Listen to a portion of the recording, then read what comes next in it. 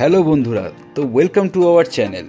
আজ আমরা চলেছি দার্জিলিংয়ের একটা খুব কাছের গ্রাম এবং খুব সুন্দর একটি গ্রাম দাওয়াইপানি।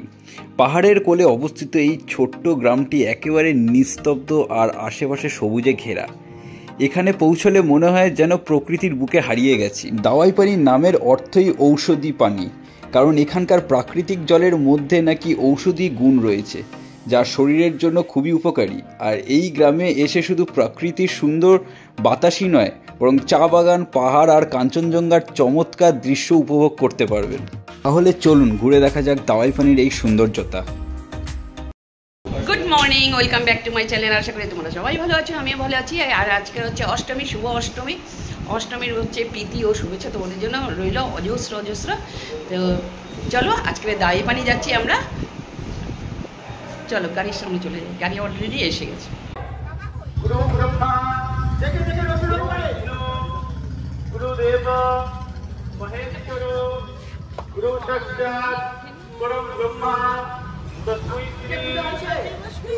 যেখানে বলবে। সকাল সকাল বেরিয়ে পড়লাম আমরা দাওয়াইপানির উদ্দেশ্যে। প্রচণ্ড এক্সাইটেড, কারণ এত সুন্দর জায়গা আর এত একটা ভালো অফবিট জায়গা আমি তো দেখার জন্য মুখিয়ে রয়েছি। আমরা নিয়েছিলাম হচ্ছে সেবক রোড। আমরা এই রাস্তা ধরেই যাচ্ছি হচ্ছে দাওয়াই। মোটামুটি 1.5 থেকে 2 ঘন্টা লাগে হচ্ছে নিউ জলপাইগুড়ি থেকে দাওয়াইপানিতে। তো আমরা গাড়ি নিয়ে যেহেতু যাচ্ছি, তো তোমাদের আরেকটা রুটও বলে দিতে পারি, বাসেও যেতে পারো। কিন্তু বাস মোটামুটি এই রুটেতে একটু ডিরেক্ট দাওয়াইপানি যাওয়া অবধি খুব কমই পাওয়া যায়, তো ভায়া যেতে হয়। তো আমি বলবো তোমাদেরকে গাড়ি নিয়ে যাওয়াটা বেশি বেটার, বা শেয়ার্ড গাড়ি যেইগুলো রয়েছে সেইগুলোতে যাওয়াও বেটার। তার কারণ ওইগুলো একদম ডিরেক্ট দাওয়াইপানি অবধি তোমাদের পৌঁছে দেবে। তো দেখো আমরা যে সেবক রোড কেন নিয়েছিলাম, এই যে রাস্তার সৌন্দর্যটা খালি দেখো, জাস্ট চোখ জুড়িয়ে যাচ্ছে। এত সুন্দর রাস্তা আর আশেপাশের সিনারিটা খালি দেখো। তো আমাদের গাড়ি মোটামুটি পড়েছিল হচ্ছে 4000। এটা সিজনের ওপরে ডিপেন্ড করে, অন্য সিজনে গেলে আর একটু কমও হয়ে যাবে। তো প্রথমেই আমরা চলে গেলাম ব্রেকফাস্ট করতে, একটা জায়গাতে দাঁড়িয়ে গেলাম। তার কারণ অনেক সকালবেলা যেহেতু 7:30টার সময় আমরা বেরিয়ে গেছি, তো আমাদের কিছু খাওয়া হয়নি। তার জন্য আমরা একদম চলে গেলাম রাস্তায় যেতে যেতে একটা ব্রেকফাস্টের দোকানে। তো ব্রেকফাস্ট করতে দাঁড়িয়ে গেলাম এখানে। তো সেরমভাবে তো সবাই খুব একটা কিছু খাবো না, ওই টুকিটাকিই খাবো, যেমন ব্রেড টোস্ট বা একটুখানি চা, বিস্কিট, এই সমস্তই খাবো। তার কারণ আমরা দাওয়াইপানিতে গিয়ে আবার খাবো, আর এত সকালবেলা বেশি কিছু খেতেও ইচ্ছে করে না। তার জন্য আমরা এই সমস্তই নিয়েছিলাম, ব্রেড টোস্ট ফোস্ট। ইভেন যারা রাস্তায় যেতে যেতে হয়তো একটু বাথরুমও পেতে পারে, তো এই সমস্ত জায়গায় দাঁড়িয়ে তোমরা বা ওয়াশরুমটাও ইউজ করতে পারো, তাতেও কোনো প্রবলেম নেই। কারণ অনেকে ঢুকেই তারা ওয়াশরুম ইউজ করছে, যে ওখানে খেতে হবে তার কোনো মানে নেই, জাস্ট ঢুকে তোমরা ওয়াশরুমটাও ইউজ করতে পারো। তো যাই হোক, ওখান থেকে আমরা খেয়ে বেরিয়ে পড়লাম। তো আমরা প্রথমেই ঠিক করেছিলাম হচ্ছে আমরা সেবক রোডটা নেওয়ার আরেকটা মূল কারণ হচ্ছে, কারণ আমরা যাওয়ার ইচ্ছে ছিল আমাদের সেবকেশ্বরী কালী মন্দির। এটা খুবই একটা জাগ্রত মন্দির, তোমরা যারা যাও অবশ্যই এখানে যেও। সেবকের রাস্তা ধরে গেলে এটা খুব ইজি হবে পৌঁছাতে। তো সেবকেশ্বরী কালী মন্দিরের ব্যাপারে কিছু বলে দিই। এটা শিলিগুড়ি থেকে মোটামুটি 12 কিলোমিটার দূরত্বে অবস্থিত এবং জলপাইগুড়ি থেকে প্রায় 20 কিলোমিটার দূরে অবস্থিত, ঠিক আছে। আর মন্দিরটির বৈশিষ্ট্য হলো যে মন্দিরটি সেবক নদীর সংলগ্নেই পাহাড়ি এলাকার ওপরে অবস্থিত, যার কারণে আশেপাশে প্রাকৃতিক সৌন্দর্য জাস্ট অতুলনীয়।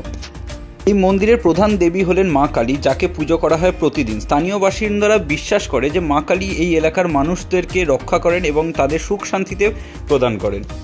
মন্দিরটি সাধারণত ভক্তদের জন্য খোলাই থাকে এবং বিশেষ কিছু দিনগুলোতে এখানে বড় আয়োজন করা হয়, যেমন নবরাত্রি এবং দুর্গাপুজো। তো বলে দিই এবারে কী করে তোমরা এখানে পৌঁছাবে। তো গাড়ি এনজিপি শিলিগুড়ি বা দার্জিলিং থেকে সেবক কালী মন্দিরে পৌঁছানোর জন্য ট্যাক্সি বা ব্যক্তিগত গাড়ি ব্যবহার করা হয়।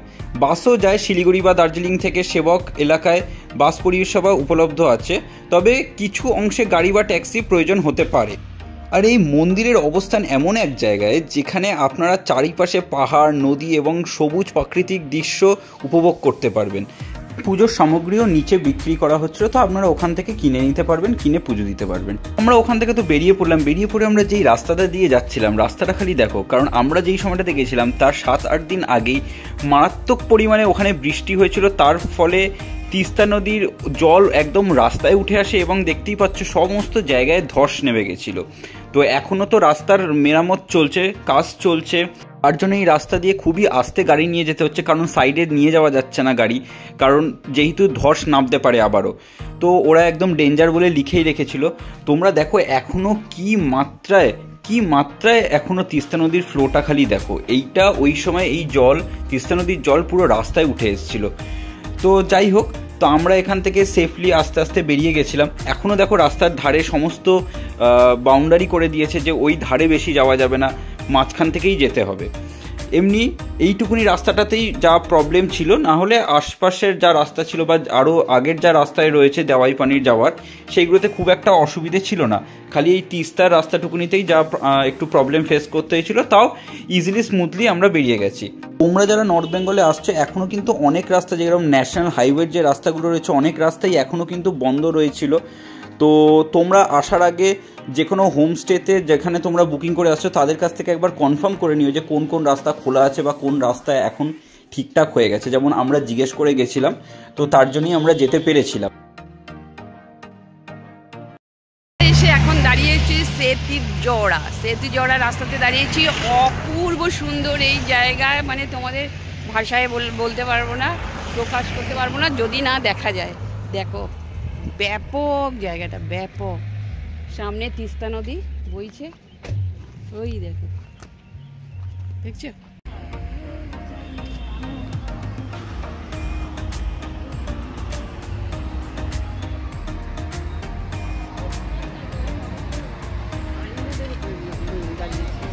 আর কোথায় দাঁড়াবো, জায়গা নেই।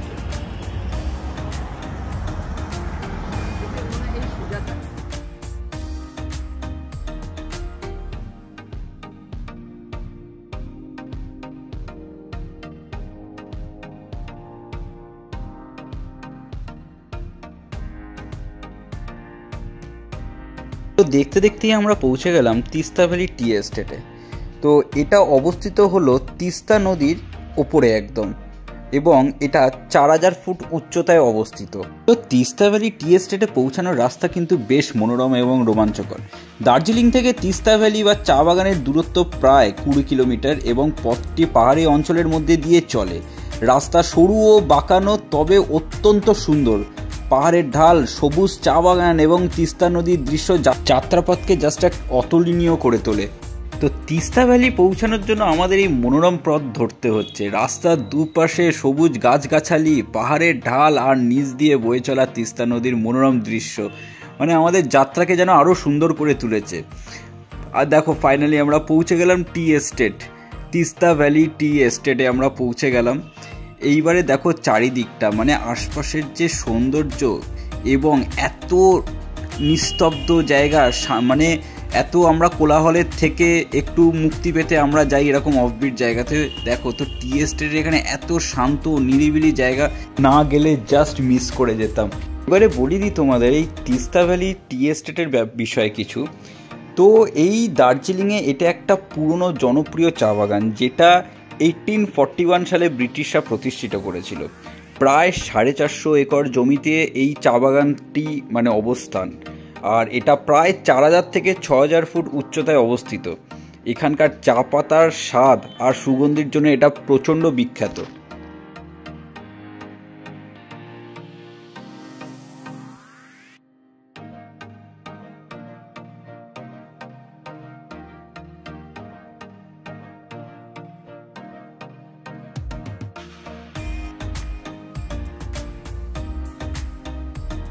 তো আমরা তিস্তা ভ্যালি টি গার্ডেন দেখার পর আমরা ওখান থেকে বেরিয়ে গেলাম। এবারে আমাদের মূল গন্তব্যে আমরা যাচ্ছি, যেটা হচ্ছে দাওয়াই পানি। ফার্স্টে আমরা যাব ওখানে আমাদের হোমস্টেতে চেক ইন করবো। চেক ইন করার পর একটুখানি রেস্ট নিয়ে বা একটুখানি চাটা খেয়ে তারপরে আমরা বেরিয়ে পড়বো দাওয়াই পানি থেকে কাছাকাছি যেই সমস্ত সাইট সিন রয়েছে, যেমন লামাহাটা, তাগদা, তিনচুলে, এই সমস্ত জায়গাগুলো আজকে আমরা কভার করব।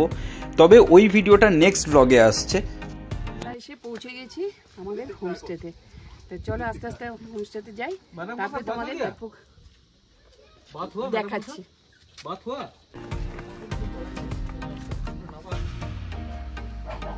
बोल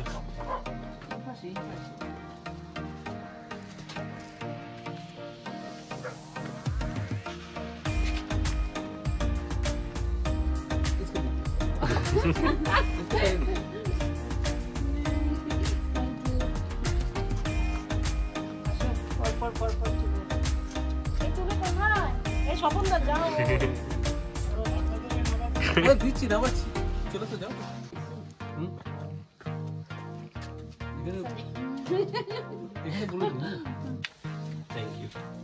আমার পেছনটা নিয়ে দিস ভাই, সামনেটা নে।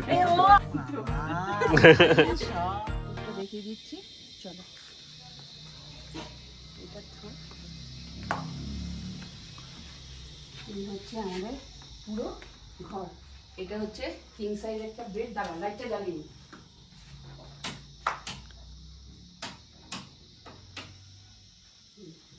তো বেশ বড় সড়ো রুমটা। আর এটা ডবল বেড রয়েছে। এখানে একটা সাইড টেবিল রয়েছে। টেবিলে কাচের গ্লাস থেকে শুরু করে আমাদের ফ্লাস্ক সব, গরম জল দিচ্ছে, অ্যাস্ট্রে রয়েছে। এইটার তলায় রাখার জায়গা নেই, এইটার তলায় রাখার জায়গা আছে। এখানে একটা সুন্দর চেয়ার দিয়েছে, দেখো। এটা একটা সুন্দর জানলা, কাঁচের পুরো জানলা। এখান দিয়ে পুরো ভিউটা খাটে বসে বসে দেখা যায়।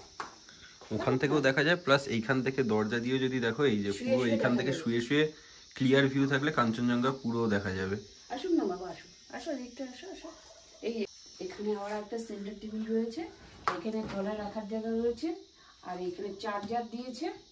আর এখানে একটা সুন্দর, তো এখানে একটা সেন্টার টেবিল দিয়েছে, এখানে একটা ক্যান্ডেল রাখবার জন্য একটা বাটি দিয়েছে। আর এটা হচ্ছে ব্যাটারি লাইট দিয়েছে।